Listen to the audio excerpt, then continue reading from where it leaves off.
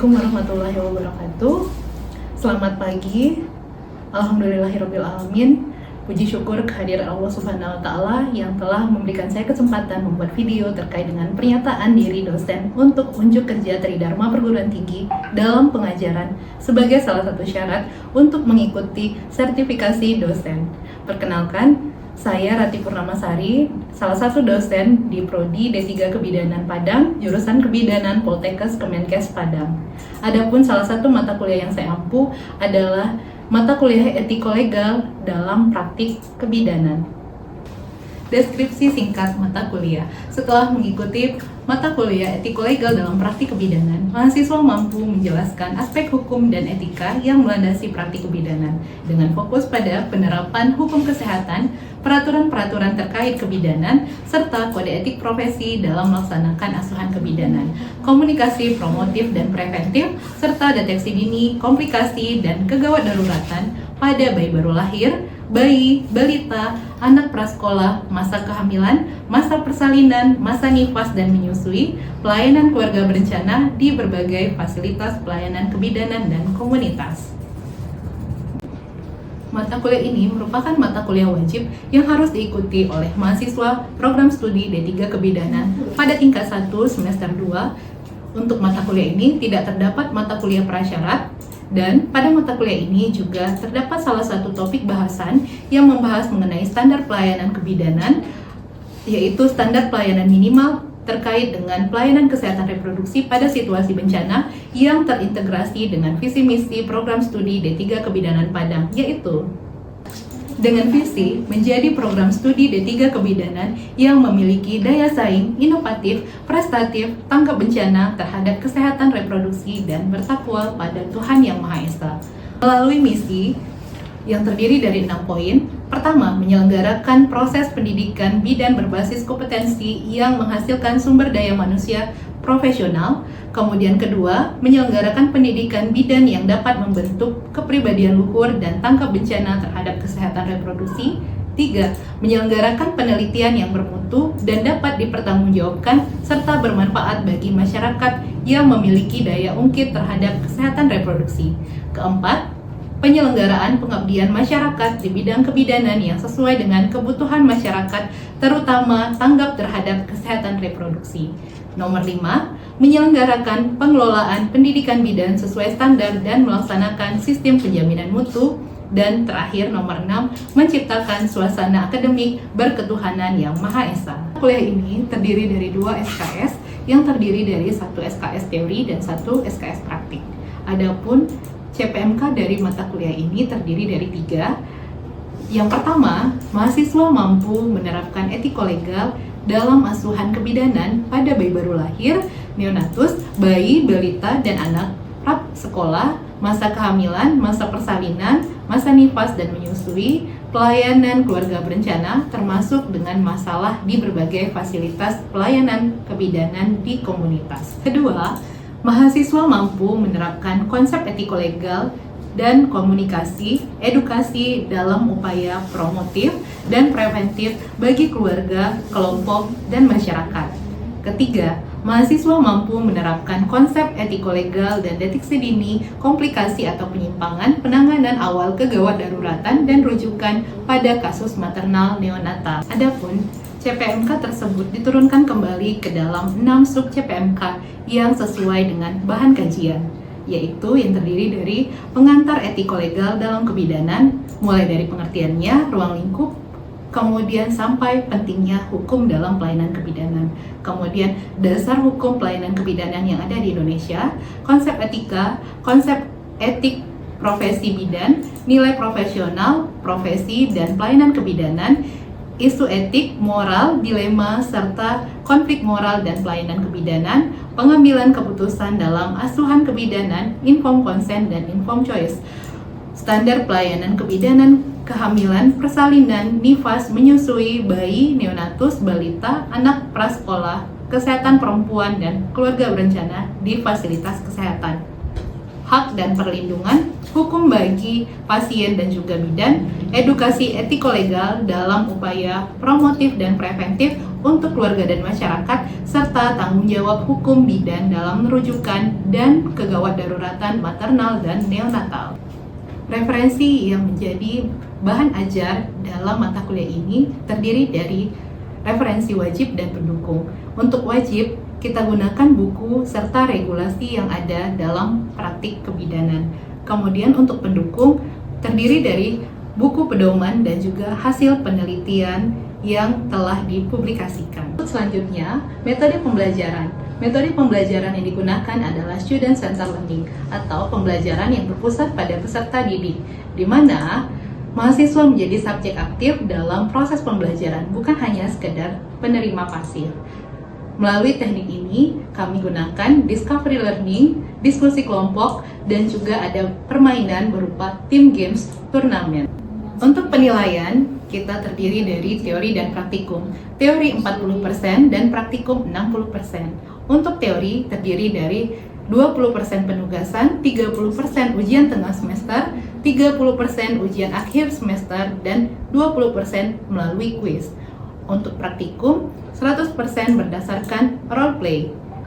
Dengan demikian didapatkan penilaian yang bersifat objektif terhadap mahasiswa. Berikutnya, saya akan mempraktikkan pembelajaran tatap muka pada pertemuan ke-9 dengan topik Peraturan Menteri Kesehatan Nomor 6 Tahun 2024 tentang standar teknis pemenuhan standar pelayanan minimal kesehatan.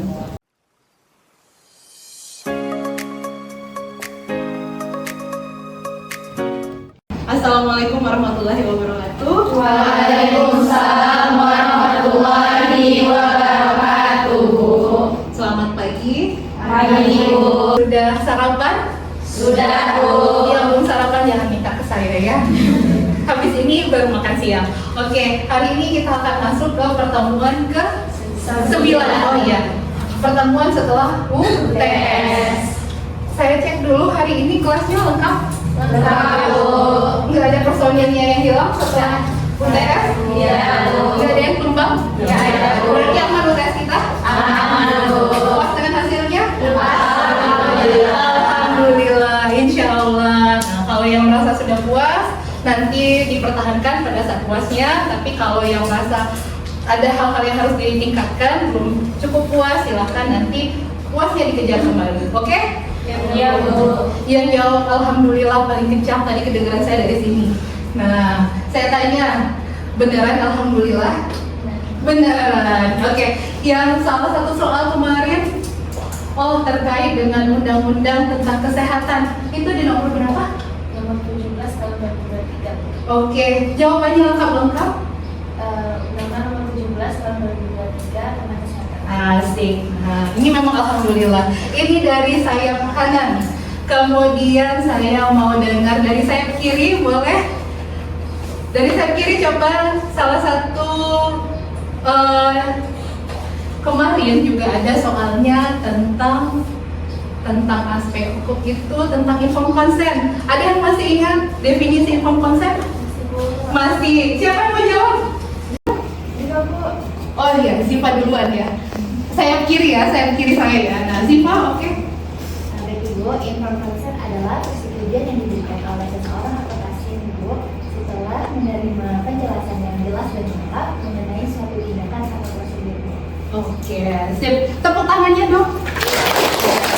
Berarti kita semua memang betul-betul UTS-nya kemarin, alhamdulillah. Biar lebih komplit satu lagi deh. Kemarin ada juga soalnya tentang hak pasien.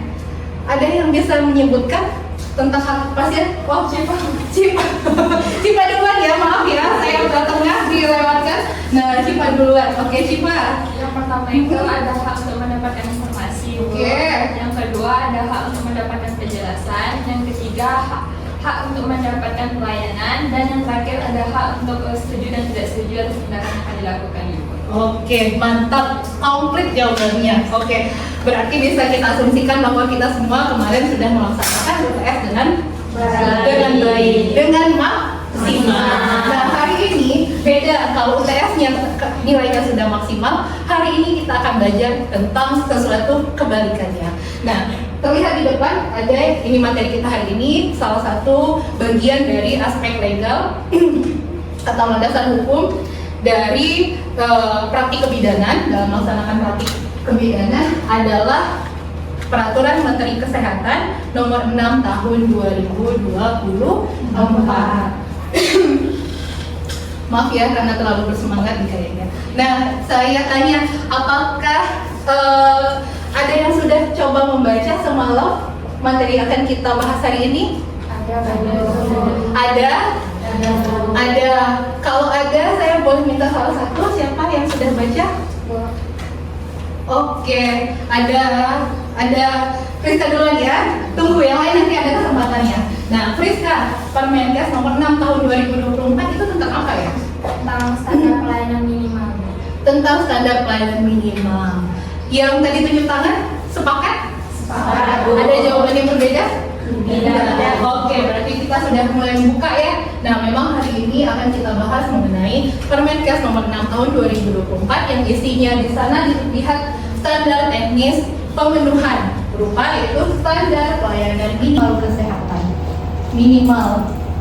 Kalau dengar kata minimal, kira-kira yang kebayang apa? Yang mau coba jawab lagi? Siti, oke, Siti. Standar pelayanan minimal apa kira-kira? Batas pelayanan paling sedikit. Gitu ya, kalau ada tanda minimal berarti paling sedikit, Bu. Benar nggak ya? Coba kita cek. Nah, benar, katanya di sana adalah yang ketentuannya bahwa yang dimaksud dengan standar layanan minimal baik kalau dalam bidang kesehatan, benar ya kata Siti tadi, paling sedikit, Bu. Paling sedikit yang diterima oleh siapa?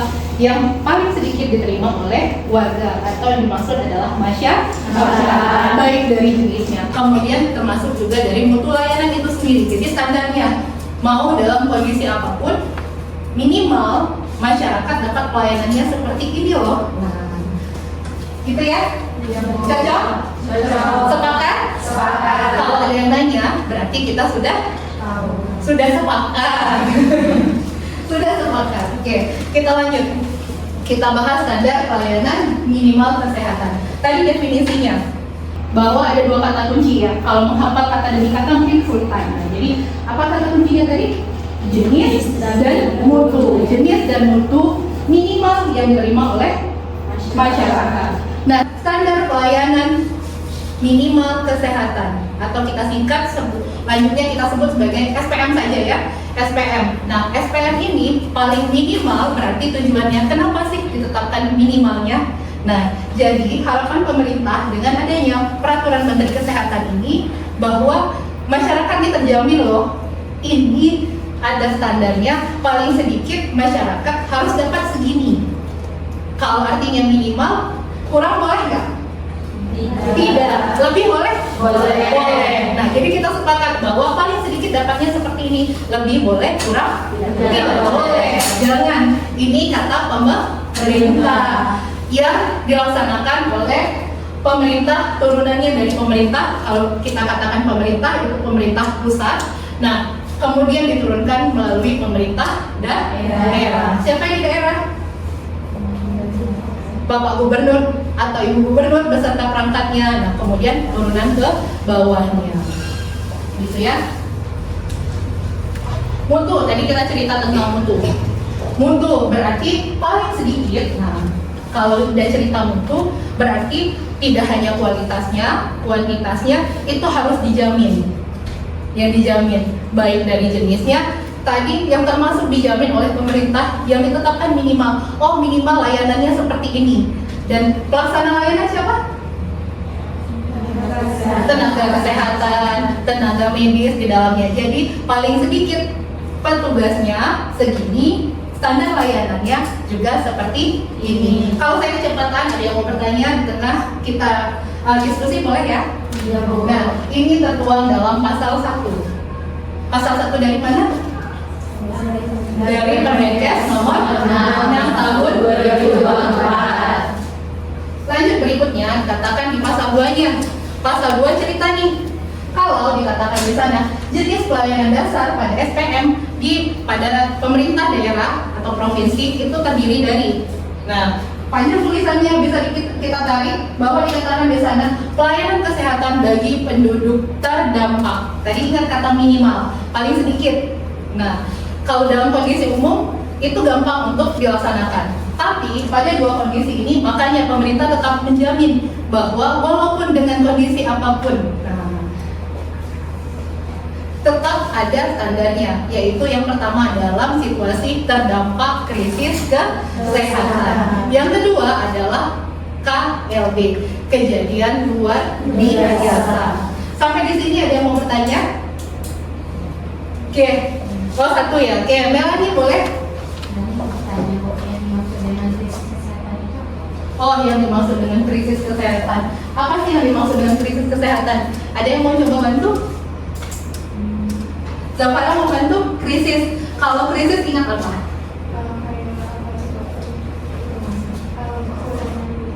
Krisis itu kekurangan. Biar logikanya, nah, yang ada apa coba tunjuk tangan? Nah, biasanya dikirimin awal bulan atau akhir bulan? Awal bulan. Nah, akhir bulan krisis keuangan. Begitupun dengan krisis kesehatan. Ternyata katanya tadi Melanie tanya, kalau krisis kesehatan sebenarnya ada di slide berikutnya. Bahwa dikatakan bisa jadi peristiwa atau rangkaian peristiwa. Peristiwa yang mana, Bu? Kalau peristiwanya satu, misalnya gempa bumi. Nah, atau serangkaian peristiwa, udah ada gempa bumi, tsunami, atau diikutin yang lain. Atau misalnya juga bisa juga terjadinya konflik. Mudah-mudahan ini jangan sampai terjadi, dan yang pernah terjadi nggak pernah terjadi balik lagi ke kita ya. Nah, dikatakan di sana semua peristiwa atau rangkaian peristiwa yang menyebabkan timbulnya korban jiwa, korban luka, sakit, jadi banyak yang terdampak, pengungsian atau adanya potensi bahaya yang berdampak pada kesehatan masyarakat yang membutuhkan respon cepat di luar dari kebiasaan. Nah, kalau biasa, situasi biasa gampang memenuhi standar pelayanan minimal. Tapi pada saat terjadinya krisis kesehatan, kenapa terjadi? Misalnya di bencana, bisa jadi ada petugas yang terdampak.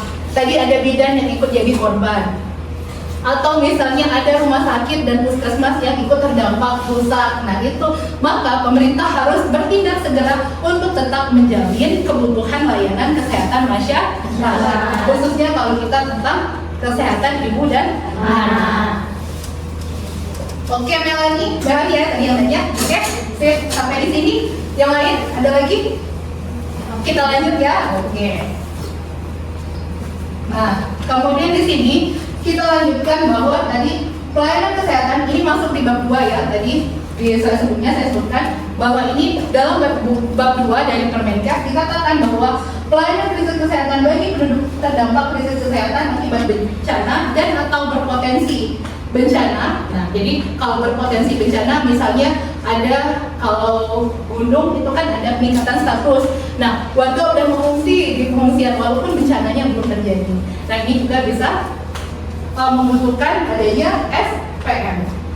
Nah, dikatakan di sana kita bahas pertama yaitu standar dari jumlah dan kualitas barang atau jasa.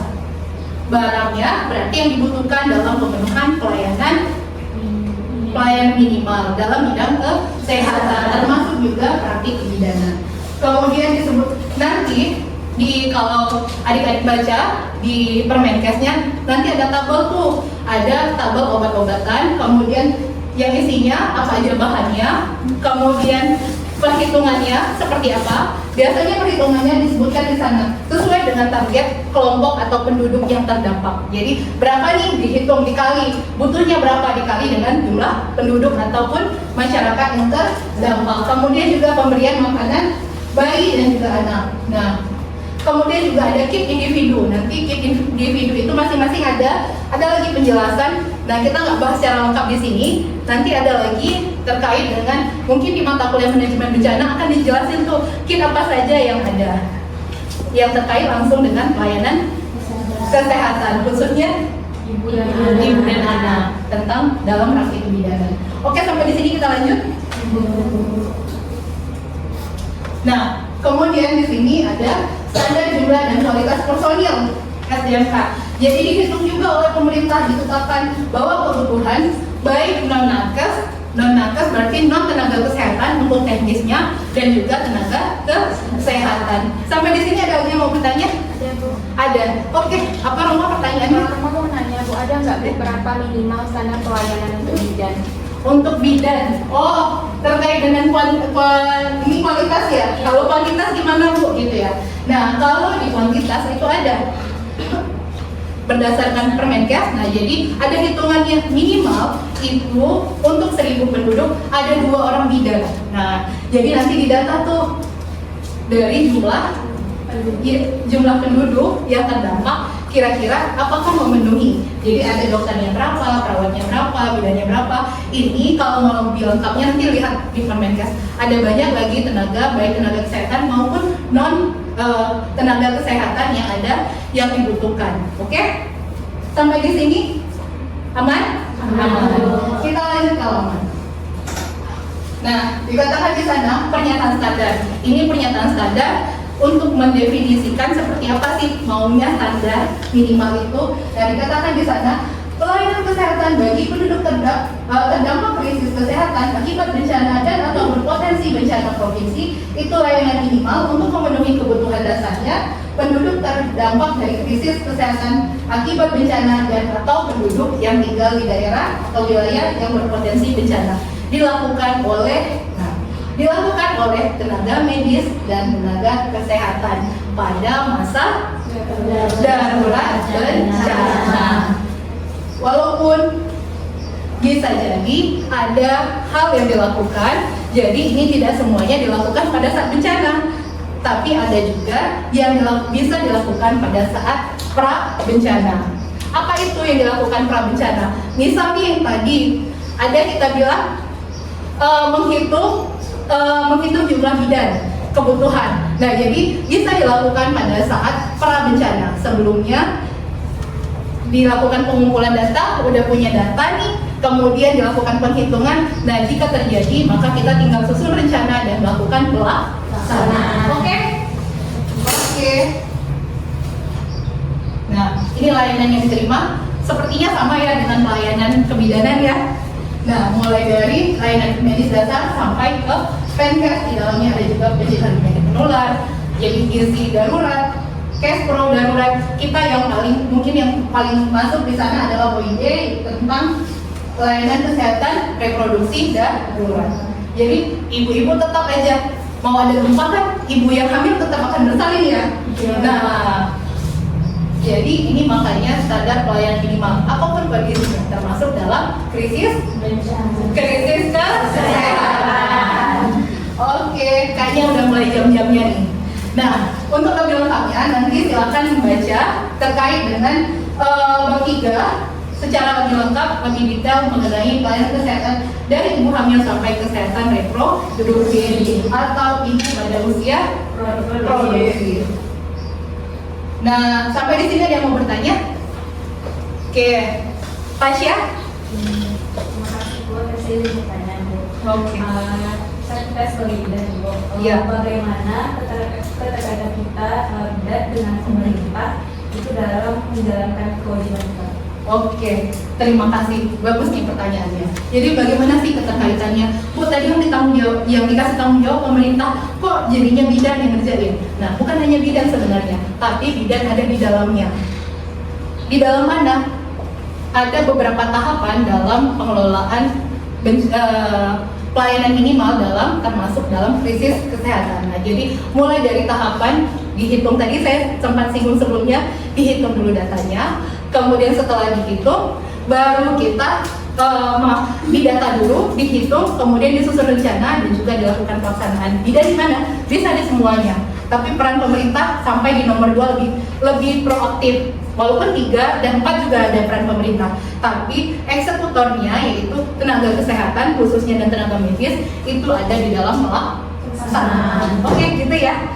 Paham? Paham. Nah, menarik ya membaca aturan. Ternyata walaupun sebelumnya tuh saya juga mikir kalau baca aturan kok bosan ya. Nah, ternyata kalau kita lebih dalamin lagi, ternyata sangat istilahnya anak sekarang relate dengan kita dengan tugasnya kita sebagai seorang bidan. Oke, kita masih ada jam sebenarnya ya.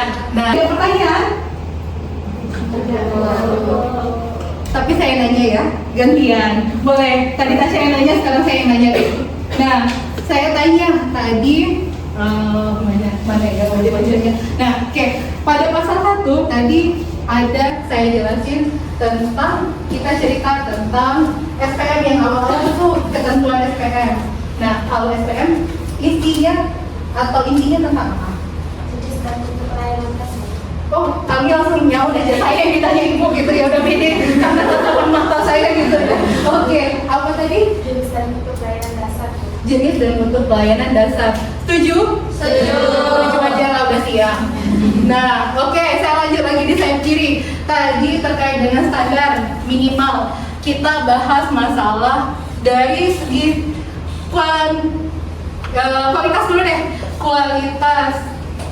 Saya cek yang belum nanya dan belum ditanya. Syawra. Nah, kalau dari standar pelayanan minimal, dari kualitas tadi, kualitas barang dan jasa apa aja yang dijamin? Pertama obat-obatan. Kayak obat-obatan, makanan bayi dan anak, termasuk MPASI ya. Terus kit individu. Oke, mantap. Satu lagi boleh? Boleh, satu lagi. Nah, yang ngangguk langsung saya tunjuk. Cut, kalau untuk tadi kualitas, kalau kuantitas bidan terkait dengan jumlah personil, bidan minimal berapa Cut? 2 orang per 1.000. Dua orang per 1.000 jumlah penduduk terdampak. Oke, sepakat semua? Sepakat. Oke, sip. Berarti kita semua alhamdulillah sudah paham. Tapi untuk mengisi waktu pembelajaran mandiri, mau kita lanjut teori atau mau bermain? Bermain. Oke, makanya saya punya sedikit permainan. Permainannya nanti boleh, karena bosan di kelas silakan boleh masuk lab bencana. Di lab bencana nanti ini saya ada hasil penelitian saya, yaitu permainan Moroca. Ini terinspirasi dari mainan monopoli. Jadi ketahuan ya, hobi saya tuh sukanya main gitu. Main. Nah, itu ada buku panduannya. Ini sebenarnya buku pedoman maupun permainannya saya buat berdasarkan dari pedoman pelaksanaan PPAM yang dikeluarkan oleh UNFPA bekerjasama dengan Kemenkes. Ya, jadi silakan. Kalau dengar saya ngomong terus bosan, nah jadi boleh main-main aja di sini. Kita main bareng. Oke? Oke. Nah, untuk pertemuan berikutnya nanti silakan kembali membaca mengenai Permenkes nomor 21. Nah, ya. Sampai di sini ada yang lagi mau bertanya? Cukup, karena udah saya bilang mau main tadi ya. Oke, selanjutnya kita akan main-main. Terima kasih atas perhatiannya hari ini. Mudah-mudahan kelas hari ini ada manfaatnya bagi kita bersama. Mohon maaf kalau ada hal-hal yang kurang berkenan dalam pelaksanaan kita pembelajaran hari ini. Kita bukan tutup ya, kita lanjut ke lab bencana untuk main-main. Oke, terima kasih. Assalamualaikum warahmatullahi wabarakatuh. Waalaikumsalam warahmatullahi wabarakatuh. Selamat, iya sama-sama. Selamat siang dan juga salam sehat.